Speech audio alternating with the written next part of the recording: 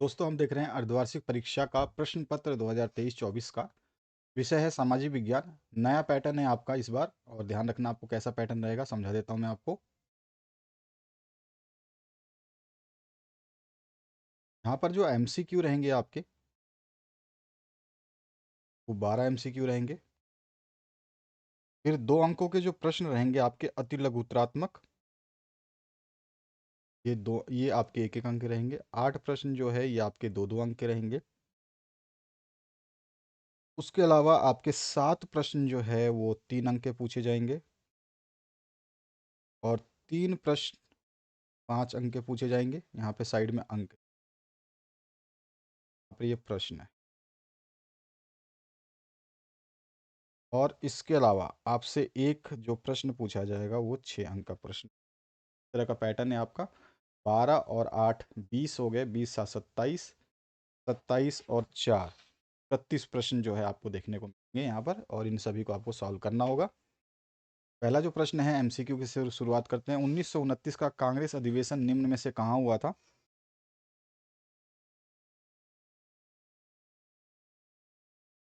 Answer हो जाएगा हमारा, ये कांग्रेस अधिवेशन जो है लाहौर में हुआ था और ये 31 दिसंबर 1929 को हुआ था। ये हुआ था आपका 31 दिसंबर को 1900। नेक्स्ट जो क्वेश्चन है, जर्मन बारूद किसका प्रतीक है? तो जर्मन बारूद जो है ये बहादुरी का प्रतीक है, तो यहाँ पे द ऑप्शन करेक्ट होगा। नेक्स्ट जो प्रश्न है इसमें पूछा गया ब्रिटेन वुड्स सम्मेलन में किस संस्था की स्थापना की गई? प्रश्न पत्र आपका हिंदी प्लस इंग्लिश दोनों में आएगा, आपका ध्यान रखना है। प्रश्न पत्र आपका हिंदी प्लस इंग्लिश दोनों में आएगा। तो ब्रिटेन वुड्स सम्मेलन में किस संस्थान की स्थापना की गई थी? तो ब्रिटेन वुड्स सम्मेलन में जिस संस्थान की स्थापना की गई थी उसका नाम क्या हो जाएगा? वो है आपका अंतर्राष्ट्रीय मुद्रा कोष, आईएमएफ, इंटरनेशनल मॉनेटरी फंड। इसके बाद जो नेक्स्ट क्वेश्चन है उसमें पूछा गया आपसे लौह अयस्क किस प्रकार का संसाधन है? लौह अयस्क जो है ये किस प्रकार का संसाधन है? तो ये जो है ये आपका अनवीनीकरण योग्य है, यानी कि इसको हम बार बार प्राप्त नहीं कर सकते, खत्म होता जाएगा तो खत्म होता जाएगा। इसमें से किस राज्य में मरुस्थलीय मृदा मुख्य रूप से पाई जाती है? तो किस राज्य में मरुस्थल की मृदा पाई जाती है? आप सभी लोग राजस्थान के हैं और राजस्थान में ही मरुस्थल है सबसे ज़्यादा, तो राजस्थान का सही आंसर। नेक्स्ट जो क्वेश्चन है इसमें पूछा गया प्रोजेक्ट टाइगर की शुरुआत कब हुई थी? प्रोजेक्ट टाइगर की शुरुआत आपको बताना है। सन 1973 में इसकी शुरुआत की गई थी, तो यहाँ पे बी ऑप्शन जो है करेक्ट हो जाएगा। अगला जो प्रश्न है इसकी बात करते हैं, श्रीलंका स्वतंत्र राष्ट्र कब बना? तो श्रीलंका जब स्वतंत्र राष्ट्र बना था तो वो समय था सन 1948 का। यहाँ पे ए ऑप्शन जो है करेक्ट हो जाएगा। अगला जो क्वेश्चन है इसमें हम बात करते हैं केंद्र एवं राज्य के मध्य विधायी अधिकारों को कितने हिस्से में बांटा गया है? तो इसको 3 हिस्से में बांटा गया है। और 3 हिस्से कौन कौन से हैं? एक संघ सूची है, एक राज्य सूची है और एक समवर्ती सूची। नेक्स्ट जो क्वेश्चन है यहाँ पे आपके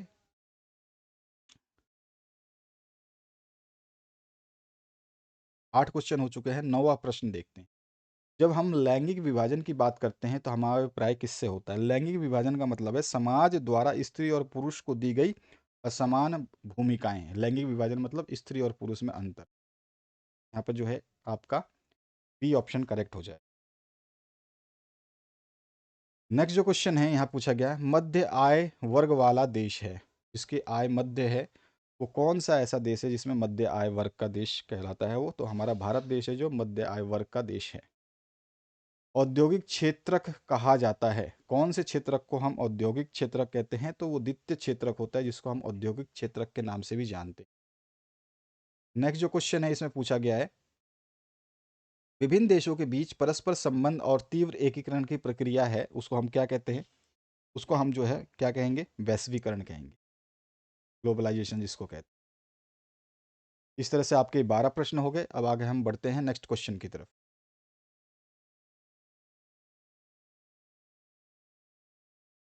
रूमानीवाद क्या है? तो रूमानीवाद की जो संकल्पना है वो क्या कहती है ये आपको बताना है। बाद ब्रेटन वुड्स समझौता क्या है ये भी हमें बताना है। इन सभी प्रश्नों के उत्तर देंगे तो हमें जो है 2 अंक प्राप्त होंगे, ये ध्यान रखना है। तो रूमानीवाद जो है वो क्या है, रूमानीवाद क्या है ये हमें बताना है। साथ ही साथ इसमें जो ब्रेटन वुड्स समझौता है ये क्या है ये भी हमें बताना है। ये सारे क्वेश्चंस को ध्यान से समझना है आपको। हर क्वेश्चन आपके लिए बहुत ही इंपॉर्टेंट है और इससे आपके बहुत सारे क्वेश्चंस जो हैं आपके मेन एग्जाम में तो आएंगे ही आएंगे, परंतु आपके अर्धवार्षिक परीक्षाओं में भी बहुत सारे क्वेश्चंस जो हैं, क्योंकि आपके बहुत सारे जिले बन चुके हैं, जिलों के हिसाब से जो क्वेश्चंस हैं वो चेंज होते रहेंगे, ये भी थोड़ा सा ध्यान रखना है। लेकिन बहुत सारे क्वेश्चंस आपको मिलेंगे। रूमानीवाद क्या होता है? तो रूमानीवाद जो है एक ऐसा सांस्कृतिक आंदोलन है जो एक खास तरह की राष्ट्रीय भावना का विकास करना चाहता था। ठीक है। यदि आपने अभी तक भारत में राष्ट्रवाद और यूरोप में राष्ट्रवाद का उदय वाला चैप्टर ढंग से नहीं देखा है तो उसको देख लेना। ये काफ़ी इंपॉर्टेंट वीडियो बनाया गया है जो 3D एनिमेशन के साथ में है। ये 3D में है, हिंदी में है, एनिमेशन के साथ में है। यूरोप में राष्ट्रवाद का उदय कैसे हुआ था ये पूरा आपको चैप्टर 1 घंटे में समझ में आ जाएगा, जो कि आपके स्कूल में 7-7 दिन या 8-8 दिन में ये चैप्टर कंप्लीट किया जाता है। आसानी से आप इसको समझ सकते हैं। और आपका भारत में राष्ट्रवाद कैसे आया था तो इसको भी आप समझ सकते हैं। ये भी 3D एनिमेशन है हिंदी में ये। तो ये अगर आप देखते हैं तो नए सत्र के अनुसार है दोनों का दोना। आप इस वीडियो को देखेंगे तो आपको जो है एसएसटी बहुत ही अच्छी लगने लगेगी। आप इसको ज़रूर चेक करिएगा। और ये सारे के सारे थंबनेल जो है वीडियो के एंड में आएंगे, इसको आप चेक कर सकते हैं। प्लेलिस्ट डिस्क्रिप्शन बॉक्स में दे रखी है, वहाँ से भी आप जाकर चेक कर सकते हैं। तो यहाँ पर जो है दूसरा क्वेश्चन पूछा गया है, ब्रेटन वुड्स समझौता क्या है? तो ब्रेटन वुड्स समझौता जो है ये क्या है? ये ब्रेटन वुड्स समझौते में समझौते को जो है 1944 में जो है इसको बुलाया गया था, अंतिम रूप दे दिया गया था। 1944 में इसको अंतिम रूप दे दिया गया था। और इसमें जो है वैश्विक आर्थिक जो भी स्थिति थी उसकी स्थिरता और औद्योगिक दुनिया में पूर्ण रोजगार को बनाए रखने के अंतर्राष्ट्रीय मुद्रा कोष को जो है तैयार किया गया था। अंतर्राष्ट्रीय मुद्रा कोष की स्थापना की गई थी ब्रेटन वुड्स समझौते में। सुभेद जातियाँ क्या होती हैं, कोई 2 उदाहरण आपको देनी है। सुभेद जातियाँ वो जातियाँ होती हैं जिनकी जनसंख्या स्तर इस तरह से गिर जाती है जिन्हें जो है संकटग्रस्त होने की संभावना होती है, तो सुभेद जातियाँ कहलाती हैं। इसमें अगर हम उदाहरण की बात करें तो नीली भेड़ है, एशियाई हाथे हैं और गंगा की डॉल्फिन है इत्यादि जो है इसके उदाहरण हो सकते हैं। बहुउद्देशीय परियोजनाओं के 2 लाभ क्या हो सकते हैं ये हमें बताना है। इसका 2 लाभ जो हम बता सकते हैं कि इस तरह की योजनाएं जो है बाढ़ जैसे भयंकर खतरे से हमें बचाती हैं और इससे जो है जल विद्युत का उत्पादन भी होता है। 2 लाभ तो इस तरह से लिख सकते हैं। जल सिंचाई के लिए बांध जो उपयोगी होते हैं, ये तीसरा लाभ बता सकते हैं। जल का घरेलू कामकाज और उद्योग के लिए प्रयोग किया जाता है, ये भी बहुउद्देशीय परियोजनाओं के लाभ हैं। रबी और खरीफ फसल किसे कहते हैं? तो वह फसल जो अक्टूबर से दिसंबर तक सर्दियों में बोई जाती हैं और गर्मियों में अप्रैल से जून तक काट दी जाती हैं, वो सारी की सारी जो है हमारी रबी की फसल कहलाती हैं, जिसमें गेहूँ, जौ, मटर, चना, सरसों हो सकते हैं। खरीफ की फसल की बात करें तो खरीफ की फसल जो है यह मानसून के शुरुआती दौर में उगाई जाती है और इसकी कटाई जो है सितंबर और अक्टूबर में कर दी जाती है, जिसमें धान, मक्का, ज्वार, बाजरा, अरहर, मूंग, उड़द, कपास, जूट, मूंगफली, सोयाबीन ये सारे आते हैं। स्थानीय और अंतर्राष्ट्रीय व्यापार में अंतर स्पष्ट करना है आपको। स्थानीय व्यापार क्या होते हैं देखिए, जब व्यापार किसी शहर के भीतर या राज्यों में या गांव के बीच में होता है तो इसको स्थानीय व्यापार कहते हैं। यानी शहर के भीतर हो या शहर से किसी गांव में हो या किसी राज्य में हो तो ये जो है स्थानीय व्यापार होता है, लोकल बिजनेस कहलाता है। अंतर्राष्ट्रीय व्यापार जो है ये क्या होता है, इसमें जो व्यापार होता है वो 2 देशों के मध्य होता है, जिसे अंतर्राष्ट्रीय व्यापार कहते हैं। स्थानीय व्यापार की एक खास बात और है, ये राष्ट्रीय मुद्रा के मूल्य को प्रभावित नहीं करता। राष्ट्र की मुद्रा को स्थानीय व्यापार जो है प्रभावित नहीं करता, लेकिन अंतर्राष्ट्रीय व्यापार जो है राष्ट्रीय मुद्रा को प्रभावित करता है, ये ध्यान रखना है। अगला जो है लोकतंत्र में सत्ता की साझेदारी क्यों आवश्यक है? तो लोकतंत्र में जो है सत्ता की साझेदारी इसलिए आवश्यक है ताकि जो है सत्ता के बंटवारे को जो है सही और आवश्यक रूप दिया जा सके। इसमें सामाजिक विभाजन जो होते हैं, यानी कि जो भी सामाजिक विभाजन होते हैं, जो समूह होते हैं वो राजनीतिक स्तर को बनाए रखते हैं, वहाँ पे अहिंसा को ख़त्म करने में इससे मदद मिलती है। सत्ता का बंटवारा जो है राजनीतिक, ठीक है, व्यवस्था को जो है क्या करता है, सुनिश्चित करता है, अच्छा तरीका माना जाता है। इसके अलावा जो नेक्स्ट है, किस प्रकार सामाजिक अंतरों से लोकतंत्र सुदृढ़ होता है? सामाजिक अंतर से लोकतंत्र किस तरह सुदृढ़ हो सकता है? तो लोकतंत्र में सामाजिक विभाजन जो है ये एक राजनीति को अभिव्यक्त करता है। विभिन्न सामाजिक समूह अपनी आवश्यकताओं और समस्याओं को व्यक्त कर सकते हैं और अपने जो है किसी दल की तरफ आकर्षित भी हो सकते हैं। सामाजिक विभाजन जो है इस तरह से जो भी असंतुलन बैठता है उसको संतुलित कर देता है। इससे जो है लोकतंत्र मजबूत बनता है, लोकतंत्र में कोई समस्या नहीं आती। अगला जो है 3 अंकीय प्रश्न की बात करते हैं। नेपोलियन संहिता की विशेषताएं आपको बतानी है। नेपोलियन संहिता की क्या क्या विशेषताएं हैं ये आपको इसमें बतानी है। ये मैं आपको बहुत बार करवा चुका हूँ ये सारे क्वेश्चंस। कितनी बार करवाया है आपको? बहुत बार करवाए हुए हैं क्वेश्चंस। तो आपको ध्यान रखना है। नेपोलियन संहिता की अगर हम बात कर लें तो इसको लिख लीजिए अगर आप लिखना चाहें तो। हम बता सकते हैं कि इसकी जो प्रमुख विशेषता थे, जन पर आधारित जितने भी विशेषाधिकार थे वो समाप्त कर दिए गए थे। अगर आप नेपोलियन के बारे में जानना चाहते हैं, नेपोलियन ने क्या किया था, उसके जो अपनी एक उसने एक बहुत बढ़िया विशेष जो चीज़ दी थी वो आप देख सकते हैं। यूरोप में राष्ट्रवाद का उदय जो चैप्टर है जो मैंने बताया 3D एनिमेशन में, नेपोलियन से मुलाकात होगी आपकी वहाँ पर वीडियो के माध्यम से, और वहाँ पर आप सब जानेंगे नेपोलियन ने क्या किया था, नेपोलियन का शासन क्यों समाप्त हो गया था। ठीक है, नेपोलियन को किन किन देशों ने हराया था और वो युद्ध जो हुआ था उसका नाम वाटरलू था। तो इस तरह से सारे के सारे जो है इसमें सारी चीज़ें आपको देखने को मिलेगी, इनको जरूर चेक कर लीजिएगा। यूरोप में राष्ट्रवाद उदय और भारत में राष्ट्रवाद, ये 2 चैप्टर तो आप पढ़ लेना क्योंकि इसमें से बहुत सारे प्रश्न आते हैं आपको। अगर आप 3D वीडियो देखने में इंटरेस्टेड होते हैं, जैसे मूवी कोई देखने में इंटरेस्टेड होते हैं, तो उस तरह का ये वीडियो होता है। इसको आप देखेंगे तो आपको बहुत ही पसंद आएगा और मज़ा आ जाएगा आपको कि आपने इतिहास जो है कैसे जाना, कैसे समझा, आपको पता ही नहीं चलेगा। बहुत ही आसानी से सीख पाएंगे आप। इसी में अथवा पार्ट में पूछा गया है जाल्वे राइन संघ की विशेषताएं लिखनी है। तो जाल्वे राइन के बारे में भी मैंने उसमें बताया हुआ है, तो आप कोई भी एक कर सकते हैं इन दोनों में से। यहाँ पे आपके अनुसार पानी के संरक्षण और प्रबंध में बांध किस प्रकार मदद करते हैं? तो हम कह सकते हैं कि भैया बांध जो है ये बहुत सारे रूप में मदद कर सकते हैं। इसके अनुसार हम बहुत सारी चीज़ें लिख सकते हैं। बाढ़ से बचाव के लिए कोई 3 सुरक्षा के उपाय बताने हैं। तो हम बिजली का जो है मेन स्विच बंद कर देंगे, इससे बहते हुए पानी में पैदल नहीं चलेंगे। ठीक है, गिरे हुए बिजली के तार को हम से सावधानी रखेंगे या उससे सावधान रहेंगे। जहाँ पानी में अगर कोई बिजली का तार गिरा हुआ है तो वहाँ पे नहीं जाएंगे। आसपास का जो भी वृद्ध हैं, बच्चे हैं और विकलांग हैं उनकी हम मदद करेंगे। ठीक है, ये सब बहुत सारी चीज़ें जो हैं इसमें आप लिख सकते हैं। और कोशिश करेंगे कि हम जो है ऊंचे इलाकों की तरफ चले जाए, छोटे घर को और नीचे घर को छोड़ करके बड़े इलाकों की तरफ चले जाए। अगर ज़रूरत पड़े तो किसी मंजिल पे या छत की ओर चले जाएं। ठीक है, और राहतकारियों का इंतजार करें। ऐसा नहीं है कि पैदल ही आप चलने की कोशिश करो, राहतकारी आएंगे आपको बचाने के लिए तो उनका इंतजार करो, क्योंकि बाढ़ का समय जो होता है बहुत ही विपदाजनक होता है। आपके अनुसार सांप्रदायिकता कैसे एक चुनौती है? कोई 3 तर्क आपको बताने हैं, या फिर आप बता सकते हैं इसमें पूछा गया है जो जातिगत असमानता दूर करने के लिए अपने 3 सुझाव दीजिए। बहुत ही बेहतरीन जो है इस तरह के क्वेश्चंस आपको आपके बोर्ड एग्जाम में बिल्कुल 100% मिलेंगे। याद रखना कि 100% यहाँ से प्रश्न जो है आपके बोर्ड परीक्षा में आएंगे। तो इस बात की गलतफहमी आप निकाल देना दिल से कि इसमें से बहुत सारे प्रश्न जो है आपको बोर्ड एग्जाम में देखने को मिलेंगे। प्री बोर्ड अगर आपका होता है तो प्री बोर्ड में भी देखने को मिलेंगे। तो ये बोर्ड परीक्षा के लिए बहुत ज़रूरी है।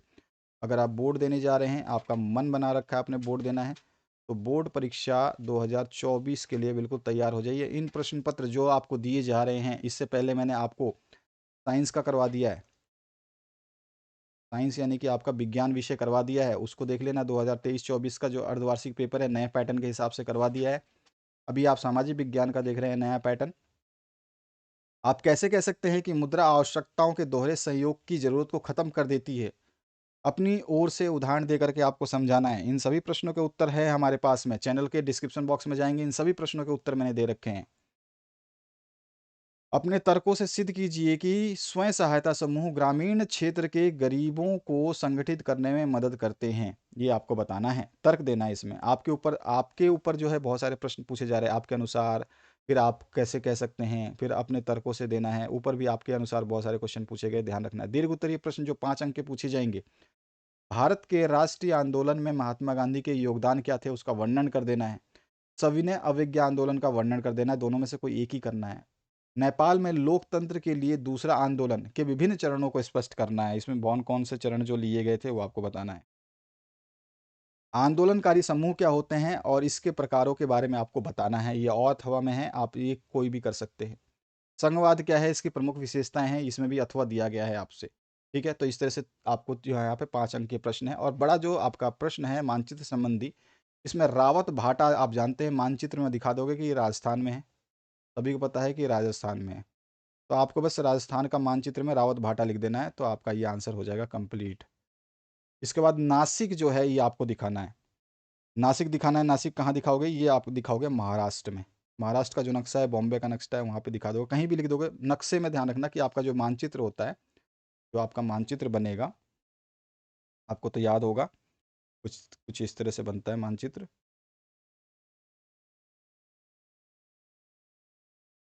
तरह से बनता है, आपको याद होगा।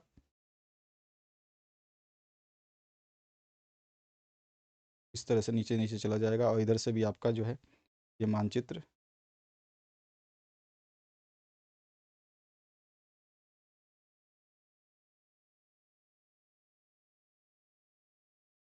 और इधर से भी आपका एक पूरा का पूरा पहले तो आएगा सीधा सीधा, और फिर जाके थोड़ा सा इधर से टेढ़ा होकर, तो इधर ये मानचित्र में बहुत सारी चीज़ें आपको देखने को मिली। तो जहाँ जहाँ जैसे कि आपका यहाँ पर इस एरिया में आप जानते हो राजस्थान दिखाई देता है, तो यहाँ पर आप रावत भाटा लिख दोगे। महाराष्ट्र जो है यहाँ पे दिखाई देगा ऐसा, तो यहाँ पे आप नासिक दिखा दोगे, तो यहाँ पे लिख दो महाराष्ट्र। ठीक है, महाराष्ट्र में जो है आप दिखा दोगे। बॉम्बे जो आज के डेट में जाना जाता है जिसे। नवेली कहाँ है, तो नवेली जो है तमिलनाडु में है। तमिलनाडु में नीचे की तरफ, बिल्कुल नीचे की तरफ यहाँ पे आप दिखा दोगे, कोने में इस तरफ।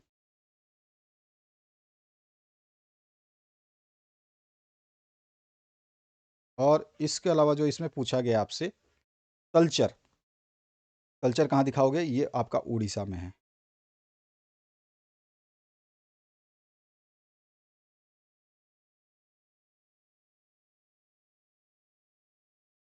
उड़ीसा में तलसर हो गया आपका। तो ये जो आपके मानचित्र में जो जगह होती है उड़ीसा की तरह, यहाँ पर इस जगह पे आएगा आपका, तलचर दिखाओगे। और जो प्रश्न है इसमें, गया कहाँ है, तो यह बिहार में दिखा दोगे आप। मानचित्र में बिहार जहाँ है वहाँ दिखा दोगे। बस आपको कोई जगह फिक्स नहीं करनी, बस बिहार किधर है उस तरफ दिखाना है। मारा गाँव ये जो है आपका गोवा का एक वतन है, बंदरगाह। नल्लोर आंध्र प्रदेश में है। आंध्र प्रदेश में जो है आप दिखा दोगे। अजमेर सभी को पता है, राजस्थान में दिखा दोगे। तो इस तरह का ये प्रश्न पत्र जो है ना, आपको सॉल्व करना है बढ़िया तरीके से। मानचित्र आपको पता ही है मिलेगा, बस मानचित्र में जहाँ बिहार होगा वहाँ पे गया दिखा दोगे। मारगांव जो है गोवा में दिखा दोगे, नेल्लोर में दिखा दोगे आप। आंध्र प्रदेश में नेल्लोर दिखा दोगे, राजस्थान में अजमेर दिखा दोगे। तो इस तरह का ये प्रश्न पत्र है जो आपका नए पैटर्न पे आधारित है, और इस तरह का प्रश्न पत्र आपको देखने को मिलेगा। ये पूरा मानचित्र जो है इस तरह से आपका कंप्लीट हो जाएगा। तो नीचे की तरफ यहाँ पे आ जाएगा आपका सिलका, और ये जो कोने का मैंने बताया है, ये आपका तमिलनाडु हो गया। यहाँ पर इस जगह पे नीचे की तरफ मुंबई और इसके बीच तमिलनाडु के बीच में, मुंबई और तमिलनाडु के बीच में यहाँ पे कर्नाटक आ जाता है। इस जगह पे कर्नाटक आ जाएगा। यहाँ पे नीचे की तरफ यहाँ पे देखें केरल आ जाएगा। ये थोड़ा सा जो एरिया इधर वाला, ये केरल हो जाता है। ये आंध्र प्रदेश हो गया।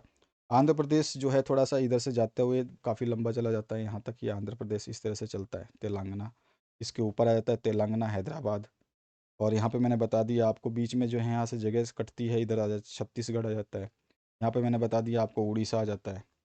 यहाँ पे थोड़ा सा और ऊपर जाओगे तो यहाँ पे आ जाएगा आपका झारखंड। इधर आ जाएगा आपका पश्चिम बंगाल। ऊपर आ जाएगा आपका बिहार। तो इस तरह से इधर से जो सबसे बड़ा पोर्शन है ये आ जाएगा उत्तर प्रदेश, यूपी का। और बीच में जो है यहाँ पर एमपी आ जाएगा। यहाँ पे आपका एमपी आ जाएगा। इस तरह से ये आपका मानचित्र जो है ख़त्म हो जाता है। तो इसमें कुछ है नहीं। इधर साइड में आपका जो है गुजरात आ जाता है। तो ये मानचित्र आपको समझ में आना चाहिए कि हमारा कैसा है। इधर ऊपर क्या आ जाएगा, सबसे ऊपर जम्मू जम्मू एंड कश्मीर आ जाएगा यहाँ पर। इधर नीचे की तरफ हिमाचल आ जाता है। इधर साइड में उत्तराखंड है जो नया राज्य बना था 2000 सन में, यूपी से काट करके। यहाँ पे छोटा सा जो है पंजाब आ जाएगा, इसी में थोड़ा सा हरियाणा मिक्स रहता है, और यहाँ पर जो है बीच में यहाँ पर दिल्ली आ जाएगा। तो इस तरह का ये मानचित्र है, मानचित्र को समझना है तभी आप उसमें लिख पाओगे। जैसे रावत भाटा यहाँ पे लिख दोगे आप, क्योंकि ये राजस्थान का नक्शा है, यहाँ पर राजस्थान है। महाराष्ट्र जो है यहाँ पे दिखा दोगे नासिक आप। तमिलनाडु जो है अभी मैंने नीचे बताया था आपको, यहाँ पे नवेली दिखा दोगे। उड़ीसा में यहाँ पे तलचर दिखा दोगे। इस तरह से जो आपका एक और पूछा गया था गया, तो गया जो है आप बिहार में दिखा दोगे। और इसके अलावा एक और पूछा है मारमा गाँव, जो आपका है मारमा गाँव यहाँ पर है महाराष्ट्र के जस्ट इस जगह पे एक छोटा सा टापू है जिसको गोवा बोलते हैं, तो यहाँ पर जो है एक पतन है उसका, यानी बंदरगाह, तो ये गोवा में दिखा दोगे आप। नल्लोर जो है आपका आंध्रा में है, आंध्रा में बता चुका हूँ कि नीचे की तरफ जो है आपका आंध्र प्रदेश, वहाँ पे नल्लोर दिखा दोगे। ये तमिलनाडु है, इससे ऊपर यहाँ पर जो आंध्रा है, यहाँ पे नल्लोर है। और आपका क्या बचता है इसमें, अजमेर, अजमेर राजस्थान में। तो कोई भी आपको एक ही करना है क्योंकि ये अथवा पार्ट में है, ध्यान रखना है आपको, अथवा पार्ट मिलेगा। तो ऊपर वाला मानचित्र कर लीजिए या नीचे वाला जो आपको अच्छा लगता है उसको करिए। बाकी मैंने आपको सॉल्यूशंस दे दिए हैं, विज्ञान को उसको देख लेना। आप देख चुके हैं अभी सामाजिक विज्ञान का सॉल्यूशन। इस तरह से बहुत सारे सॉल्यूशंस आपके अपलोड किए जा रहे हैं, कंप्लीटली देखते जाएं। और ये जो है आपको मैं बार बार कह रहा हूँ कि 100% प्रश्न यहाँ से आपके बोर्ड एग्ज़ाम में आएंगे। बोर्ड एग्ज़ाम 2024 प्लेलिस्ट आप चेक कर लीजिए, उसमें सब कुछ मिलेगा जो आपको चाहिए, हर चीज़ उपलब्ध है इस चैनल पे। राजस्थान बोर्ड का सबसे बड़ा चैनल है ये। में राजस्थान बोर्ड की हर चीज़ें दी रखी हैं आपकी, 2021, 22, 23, 24 जो भी प्रश्न पत्र आपके आए हुए हैं सभी को सॉल्व किया गया है। जो भी मॉडल पेपर है सब उपलब्ध हैं, आप इनको देखना शुरू करिए। और गारंटीड है जो है आप 95, 98, 96, 90 के ऊपर रहेंगे, आप आराम से नंबर ला सकते हैं, इतने परसेंटेज आप आसानी से ला सकते हैं। तो ये आपके ऊपर डिपेंड है कि आप कितना पढ़ते हैं, और जितना जल्दी पढ़ना शुरू करेंगे उतना ही बेनिफिट आपको मिलेगा, क्योंकि वीडियोस आते रहेंगे और आपके फिर वीडियो अगर मिस हो गए तो फिर आप उनको पढ़ नहीं पाओगे, क्योंकि आपके पास फिर समय नहीं बचेगा। Thank you very much, have a good day.